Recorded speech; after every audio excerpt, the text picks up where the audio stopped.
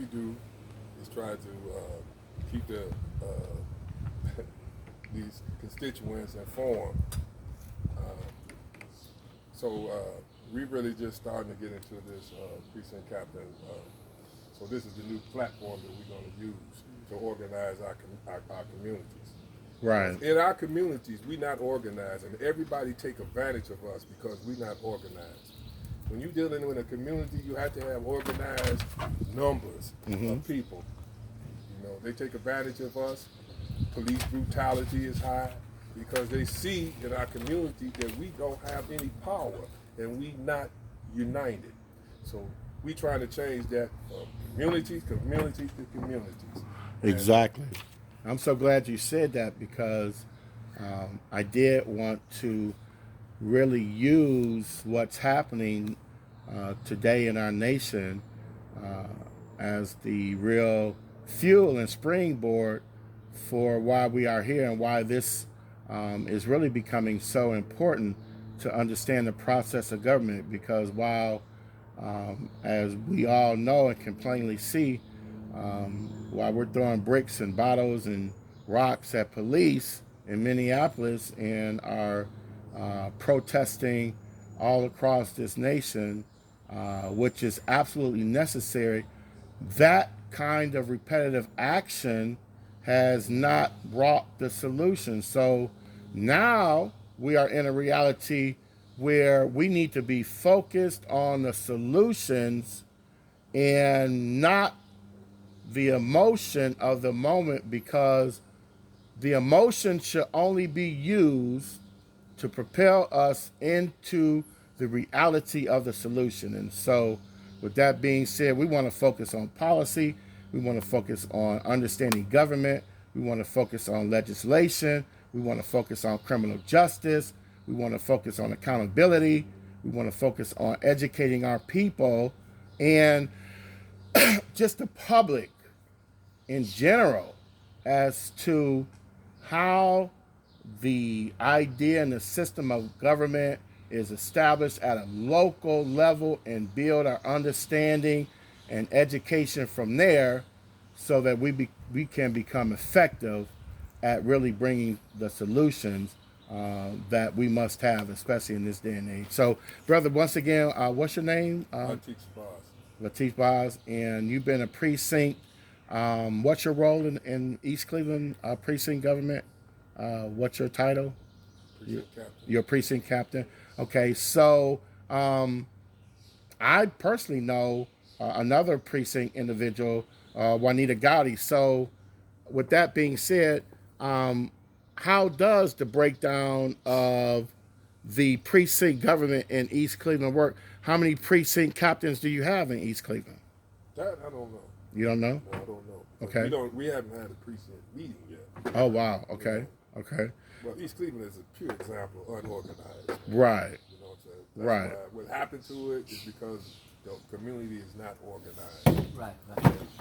Exactly. That's such an important point. Yeah, go ahead, Well, Ernie. it don't matter how many you got. It's non-function anyway. Yes, sir. Wow. So if a bull got ticks, it don't matter how many he got. You can't get no milk out of none. Wow. That's so true. Yeah. That is that's so why true. in the precinct captain the community have to be strong, because that's why we have foreigners come from inside, outside, open up businesses in Right. our community Right. who take money every night, millions of dollars out of our community. It don't get a chance to circulate. Right. And then as the people know, why are we in the condition we're in? Right. Because you're not organized. And that's one of the two things I'm going to take. That this section of precinct government will focus on business and government. Business and government. And one of the reasons why our community is so non-dysfunctional, because we don't control either one. We don't control our businesses, and we don't control our government.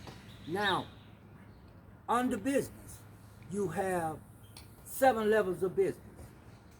You have food, farming, clothes making, house building, tool making, transportation, social services, and communications. And those 7 levels of business is not controlled by no blacks. Not only in the, we don't even control the basic business. What are the basic business? Basic business are businesses that every precinct government needs. You need a corner store. You need you need someone who sew your clothes. You need somebody. Those are basic businesses in the community. You need somebody who can provide wholesale, retail, and stuff in the precinct, but you don't have it because every foreigner who see your precinct come along and they don't see you as a person, they see you as a money figure. Yeah, commodity. That's right. You can. There's so much money going to the Arabs, going to the Jews, going to white folks out of our community, and very little coming back to us. And I don't mean to be derogatory about this, but I'm just going to say it anyway. It's just like a big black breast. Every baby can nurture off of it, but the black baby.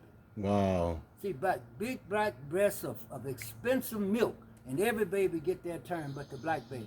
Now, those seven levels of business, food, farming. Well, we got a chance to do that in the precincts because we got vacant lots. We need to turn those vacant lots into food processing centers. But most folks scared to get their damn hand dirty in the dirt. You put a seed in the ground, you cultivate it, let the rain raise it, and when it bears fruit, you eat it. How bad is that? You see what I'm saying? And then clothes making. You know, you got people in the neighborhood who can make clothes. They do it all the time. But we so interested in buying Pierre Cardin, Yves Saint Laurent, and trying to look flash that we forget about the lady in the neighborhood who can make clothes. And the clothes that we wear, they're really not conducive to our body. Tool making and house building. We have East Cleveland. Every precinct got houses all beated up, broken down. Well, we got boys and girls in the precinct that's beat up, broken down. Why don't we build the boys and girls up so they can build the houses up so our community can look like something? That's what you got. When they got common sense, man. Yeah. Our leaders don't have common sense. Now you take a bee, you run up on a bee. He's producing honey. He's producing a beehive. You run up on a Negro. What does he produce? Trouble. Wow. He like the yellow jacket. Yellow jacket don't produce nothing. Just go around stinging people. That's a heck of an analogy. And our boys but go around unfortunately, it breaking seems in to be and very messing true. with people. But when they in a defined contextual situation where they can be creative, and it's not their fault, incidentally. It's not their fault. We have not taught our children to be creative. We've not taught them to be creative. And as a result, we got to fray their sickness. We got to put up with their sickness. But every community. Now, this is the motto here. Precinct person, go to your precinct. Let me get a close up of that, Ernie. Okay. So once again, hello everybody who is able to tune in, and please share this live with as many people as you can. We are doing these workshops to bring a real level of education and understanding, not only to you, but to ourselves, concerning how our governmental processes operate, because I know that the whole nation is caught up, especially our people are caught up in all of this police gun violence and killing, and we just had the situation in Minneapolis with Gregory Floyd. So, but what we're not understanding is that, what we're not understanding is that all of this is happening because of our disconnect between policy, the process, and effective government and policing. And so we have a system that's out of control, and that's why we're dying and being killed off at the rate that we are. Okay, but let me bring it back to that. Now, under your precinct person, your secretary, financial person, under them you have a banking system.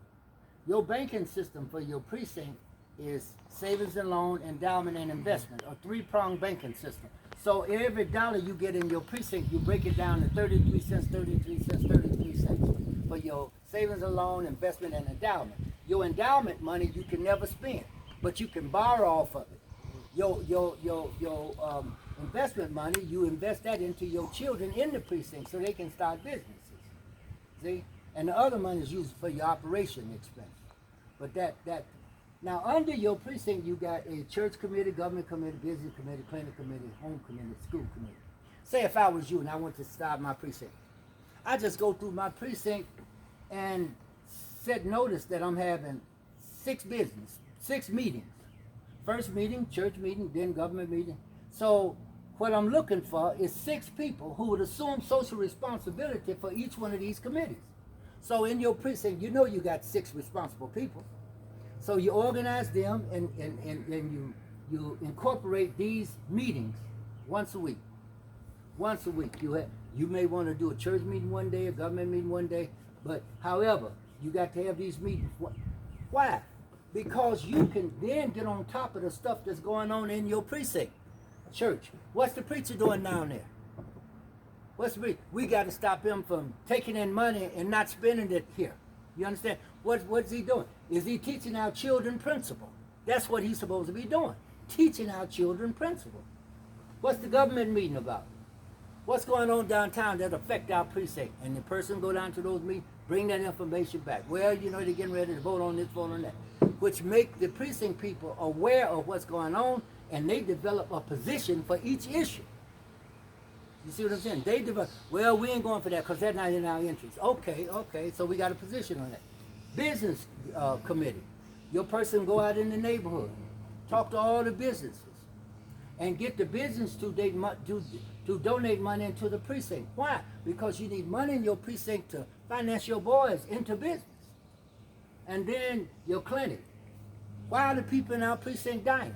Where's our health seminars? How do we teach people about good health and the food they should eat so that they can have long life? See? Home. How many homes in our precinct?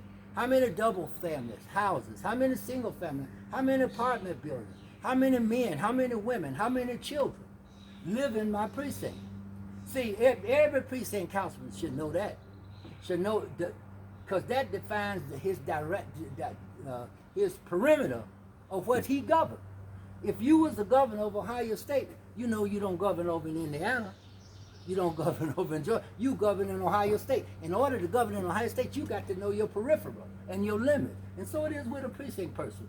My authority begins at this street, ends at this street, begins at that street, ends at that street. And in those confines, I got 137 single homes. I got 25 apartment buildings. I got 15 stores. I got 4 churches under my auspices. Now, every precinct person should, that's the basic knowledge that a precinct person should know. And then with the home committee, you got to set up seminars because you got to teach men and women how to be married. They go out every weekend drinking, fuss fighting, and tearing up the damn house. And the children on the home. Okay. Yeah, home is the science of rearing children and home administration. How do you raise your child? You know, and this person, whoever's the committee over the home, he got to set up meetings, seminars for little girls to come in, find out how to be ladies without getting pregnant. You understand? That's the home committee chairman. The school committee chairman got to go around. First of all, I got to meet with the people and find out what we need in the educational system. What do we need? Damn what they define downstate. What do we need? What do we need our children to know in the educational system? Then go and meet with the principal and ask the principal, can you do this? Because if you can't do it, we need to develop another school. You know, and then the principal say, yeah, well, we can teach them that. Say, okay, you can have our children. But if you can't teach them that, you can't, we're going to start another school.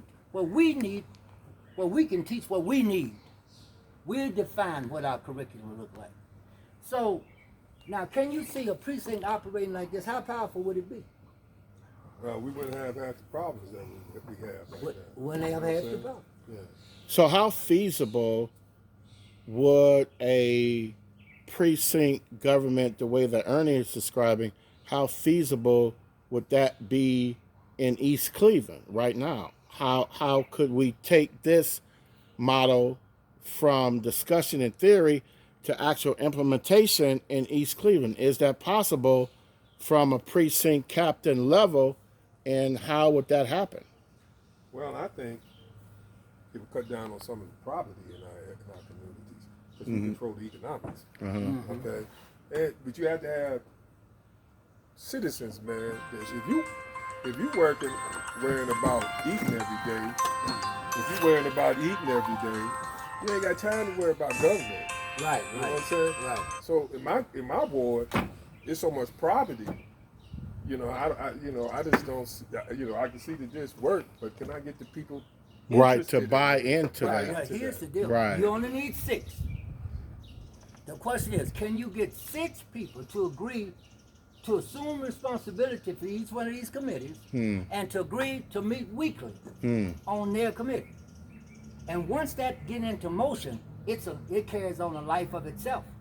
This person, the clinic person, may come up show at your door and say, Lateek, we want to set up a mental seminar next week. Or the housing person may show up and say, look, I want to meet down at the church to bring all the female parents in to discuss child rearing. You know what I'm saying? It'll take on a life of its own, but it needs you to kickstart it. You know, like I got a motorcycle in the thing. You could start it 2 ways. You can hit the button and it electric start, or you can take the kickstand and kick it down and manually start it. Well, this is going to take you to manually start it. And the manual start is to get these 6 people to agree once a week to meet to discuss these issues. Once they start discussing, it's on. So if we knew how many precinct captains that have been elected in East Cleveland, maybe we could spread this information out over those numbers of people and see if it could start at the precinct captain level, since we have a precinct captain here sitting here right now. Right, but you don't want to do that. What you want to do, you see that word I gave you? You drank it because it was clean, right? You drank it because it satisfied your thirst. Once you get one of these working, and I'm sitting back looking, like if I say that and it get hot enough, you say, damn, I want some water too. So people gonna gravitate to you because your precinct gonna outshine everybody. Okay. So you really don't. This man, let me tell you, if I drop So what you're saying? So what I you're ain't gotta beg you to take it. so You put your foot over it. so what you're saying? If just one precinct captain, like we got this gentleman, this brother sitting right here, Yes. and he's a part of this discussion, and this is being imparted into his spirit. And if he was to leave from here and take off with this idea, and it started to become effective, what you're saying is that then others who are precinct officials will begin to buy into that too. Does that sound plausible to you? Let me ask Okay. you this. If the 3 of us go out now to a nightclub, and me and you knock off 2 of the finest ladies there, what's he gonna say? Hell, there's one there for me. Right. You Yeah. understand? One there for me. Yeah. So You don't have to worry, brother. I'm gonna ask if she got a sister. right. So all Right. I'm saying, Right. once your precinct start moving, not only will it engender the other precincts around you, it will begin to engender national attention. What is he doing? Because Right. it's working. Like for instance, right now, somebody come up with a virus thing to cure this virus. Everybody in the world, man, gonna pay attention to him. Yeah. So what he got? So they'll be saying, damn, what Lateek got down there that's working? Right. You understand? Because this, whether you know it or not, is the answer to the world. Because this allows you to take care of your business without bothering anybody else's business. That's right, but it's organization. It's organization. See, and that's what black people have to do. Build your own organization instead of going trying to get in some of these white organizations. I'm not saying, I shouldn't say white organizations that It's not yours. yeah, you begging to get in. Yeah. You know what I'm Right. saying? Right. Start your own. Right. And when you start a community, and then, like I'm not for integration. I know. I mean, it's it's never been on my priority list. But if you wanted integration, all you have to do is build a solid a city or organization or community. Okay, with Yes. good school, Yeah. safe neighborhood. Right. Man, they'll be running into here They'll be trying to running get in into our trying to- neighborhood. Right. Look, man, if I start growing sweet potatoes in my backyard, they just as good as sweet potatoes down at the store. Right. They're just as They're good. better because Like they're you- organic. They're organic, like you said. Black ice is just as equal to white ice, because all got to be the same temperature to become ice. you know what I'm saying? So, and then what this does, I ain't got to mess with him, I ain't got to bother with him. I just go back to my own. Yeah. And that's what Jesus said. And he returned to his own, teaching this, and his own Received them not. Received them not. So yeah, I think this, and once again, everybody who's tuning in, you have to understand we're in such a new reality now that it is very important that you really get engaged with these kind of discussions, because we have to stop being a people that react in violent protests and anger and outrage, and that's all we do. Now, we have every right to be angry. We have every right to be outraged. But why have we not evolved and gravitated towards, after all of the anger has been, expended, when do we sit down at the table like how we're doing now and talk about how to really affect the solutions that are going to bring change? And that's why we're here today. Right. Let me show you why people get angry. People get angry because they haven't worked the problem out. Like for instance, Or they don't have the answer. Or they don't have the answer, or they're afraid. Mm-hmm. You see, if I knew the answer to stuff, then I want, first of all, if I knew how to educate myself, show myself how to build stuff, I don't have to mess with your stuff. I don't even have to worry about how fine yours is. I can make mine just as finer if I use my mind. And we have not done that. We've always wanted what he had and never took the time to develop our ingenuity for what we need. But he listened to us. We just don't listen to us. Everything produced in this world, about 92%, is produced by us. Yeah, sure. Or thought of by us, and then he take the thought and reproduce. But we don't even trust our own self or our own thought processes. So let me move a step further here. So now, as these things as this person, say this business person, get to working with the business and looking at business we can establish for ourselves, that person gonna need a staff, people working with him, and the people working with him falls under him and become their staff. Now, I could take this right here and 3 big canisters and get you moving financially. I just set them in one of your vacant lots and tell all the people to throw paper, plastic, and metal in them. At the end of the month, I take those things and turn them in for money, bring the money back, put it into the precinct chest.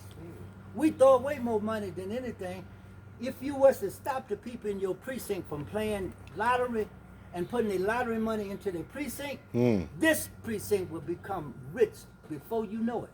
It ain't that somebody's holding us back. It's that we ain't doing the things to go forward. That's right.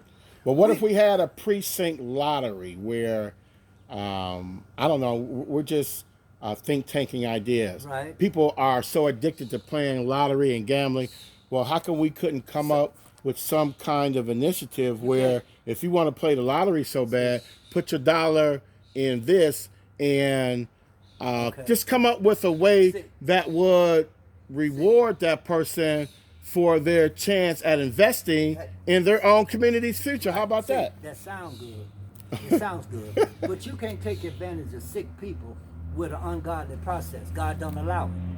You got, when you come to God, you got to come to God in a social consciousness saying, man, I accept you and your righteousness. I can't accept you because somebody slicked me into accepting you. Okay. I got to come to you because it's right. I understand because that. if you try to do it another way, it ain't going to work. You know what I'm saying? See, a lot of people think most stuff they do, God don't see. God sees everything you do. Everything you do. I mean, and when you talk to him, he know that you plan on going and doing something before you even do it. So when you come to him, you got to come to him straight. So man, here's my heart. I'm a people down on earth. You made me. Give me the process to liberate my people. And then he'll say, okay, here's the process. Our Father, church, thy kingdom come, government.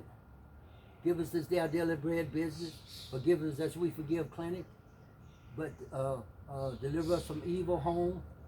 and deliver us from evil. School, lead us not to temptation, home. So he give us 6 laws, 6 sciences, 6 institutions, and 6 drives. And he said, and pray always. And told us to pray. That's why we got the Lord's Prayer over there. So man should always pray and not faint. Means what? You got to run, develop, maintain, and administrate your church, government, business, home, clinic, and school 168 hours a week. And if you do that, the gates of hell will not prevail against you. Ain't nothing Uncle Bubba can do to you if you run them institutions. Ain't nothing. He can't even. This is more powerful than an army. But you know why? I'm going to show you why. I could take my dog out the house, and I can let her run the yard. You can walk past my house all day. My dog ain't gonna fight you unless you come on this property. When his back legs hit that property, he fight like a mad dog. Right. But all down the street, you run him all around through the neighborhood. But when his back legs hit this, and so it is with us. When we defend what is ours, we fight like a mad dog. And our precincts is ours to develop for the interest, health, and rights and needs of our people. See, because I was looking at the thing about up in police action up there in Minnesota. Right. Now, the police got his knee down on a guy's throat. Right. And the people saying, let him breathe. Let him breathe. And That he's policeman was screaming, breaking the he's law. saying, I can't breathe. Right. That policeman was breaking the law. Yeah, that was outright murder. That was You should have the right, and we do have the right to arrest them. Right. And if they had pulled their gun, shoot them. Okay. Okay, they work for us. Right. They'd have flipped the script. Right. And you have an organization like this, Right. you can defend your children and women Wow. and your money. I hope y'all listen to this because we are really about the solutions while our bodies are dropping in the streets. So this is after the protest. This is the stuff that happens after the protest, y'all. That's why y'all need to be engaged. Y'all need to be sharing. And we're going to be doing this a lot more. Go ahead, y'all. And let me show you, go a step further. When we announce that we are doing, we ain't got an announcement to the people in the precinct that we are doing this. We say, look, we ain't bothering them. We ain't bothering nobody. But don't come up in here with that. Because if you come up in here with that, you are declaring war on us. What? And when you declare war on us, we got to declare war on you back. What organization, what part of this chart that the people in the community can pick the police who police the community? Yeah, that's know what I'm an saying? excellent point. Right. Community policing. They telling you that the police didn't have his camera on. Right. You know, and black folks sitting around and saying, oh, he got the They're camera scared, on. man. That's not the point. Right. The point, he shouldn't be in your community. In the if first you got place. a 90% black community, why you got 60, 70% white policemen? Right. Right. They shouldn't be there. Who They don't shouldn't be relate, there. who don't understand, who don't have sufficient empathy, who are not culturally connected. You got all these minuses why you're doing it, and as a result, you know, there are no pluses, there are no advantages to balance out this nightmare that we're living through. Well, they're not gonna give it to you. You're gonna have to demand or take it. Let me tell you, they're there because your council people are so So you weak. don't ask for power, you take power. You take it. And you take it, let me show you how you take it. You grew up a boy through your precinct. You run him for councilman with your values. That's right. Then you run him on for mayor with Right. your values. Right. And then you run him on for higher things with your values. Right. So your interests get on the floor. So But we if don't they- take power by burning down the police station and no. throwing That's just rocks and bottles and bricks and That's because you working, you're not organized, and you trying to burn off this anxiety, anger, this anger and anxiety. Don't burn it off. This right Organize here, it off. right. this right here will prevent all that. Yes. You And control teach you your to community. target and laser beam your anger and your outreach. Just like if you was out hunting something, why in the hell would you use a shotgun to try to aim at a specific target? And I think that's what we do as black people. We explode with so much anger trying to hit one specific target like we're trying to deal with policing. Well, the So- reason why people explode, they don't have language. See, when you don't have language, you get a person that can't express himself. Right. He gonna get That's a mad. good point. That's a Don't good get point. mad. But once you can articulate your feelings and Yes. express your feelings Yeah. and direct them to That's the source power. of, That's to power. You're direct them to absolutely the right. source of your, That's your, power. Your pain, Then you can begin to work on your pain. For instance, it's easy to get the police to stop killing blacks. Let everybody in those black districts pick a black prosecutor who understands the people. Get rid of that white racist judge who support them. Get rid of white racist police captains who Well, if support you them. do this, you're gonna pick your You gonna police pick- captain. that's You'll what I'm pick saying. your prosecutors. Yes, yes. You know what I'm saying? Yes. So this is very important for our survival, not just for the building the city. Right. For our survival, this is somewhere we can start. Right. Because Right. I'm offended when I have to drive through my neighborhood Right. and somebody outside of my neighborhood pull me over at 4:00 at night. You know what I'm saying? Yeah. That is not a good feeling. That's Right. not a good feeling. Yeah, anything can happen at 4:00 at 4 night. o'clock at night. And we put ourselves in that position by not being organized. Well, So- I so gotta my take it. I challenge- gotta take it a step further on that. In East Cleveland, as we very well know, even when you are getting pulled over by your own kind, they just as jacked up as those that would be from outside your community, and that's a whole nother because- level Well, you of got to understand. nightmare that we have to deal with too. They have to see. They think that they are good niggas because they have to appease the racists. Hey, boss, I ain't one of them. I ain't one of them. So you understand? Yeah, but I let look me at challenge. statistics now. Let me, Statistics say 85% of police brutality against black women and black kids and black white men are caused by white police. Right. police. Those statistics right there talk for themselves. Now, Right, Let me right. let me challenge everybody who watch this, Mm-hmm. everybody who see this. If you're fed up with police killing black people, Yes. what you do is start a movement to get rid of your prosecutor and your racist judge. You ain't got to argue with nobody. I Go down actually and- heard go- that too. Go down and take out petitions, get your neighbors to sign it, get them out of office. Once you get rid of those two people, you might stand a chance for some type of equality in this country. But if you lay up there having somebody just been killed that you say you love and don't do nothing but cry and pray, you ain't did nothing. Wow. But Wow. and again, you also have to you have to be That's a hell so of a much point. organized Yeah. that you don't spend no money in that city. Right. Okay. That's enough. See, That's enough. what promote police brutality is that when you go pay your taxes, you paying and your property tax, sales tax, you're paying a policeman's salary. So what you do to that, if they let a police off, you freeze in that city. You go to another city and buy your groceries, your gas. In that way, they won't be able to pay policemen. You know what I'm saying? Right. In that area. That's a boycott. That's a what financial scared. boycott. That's what scared the system.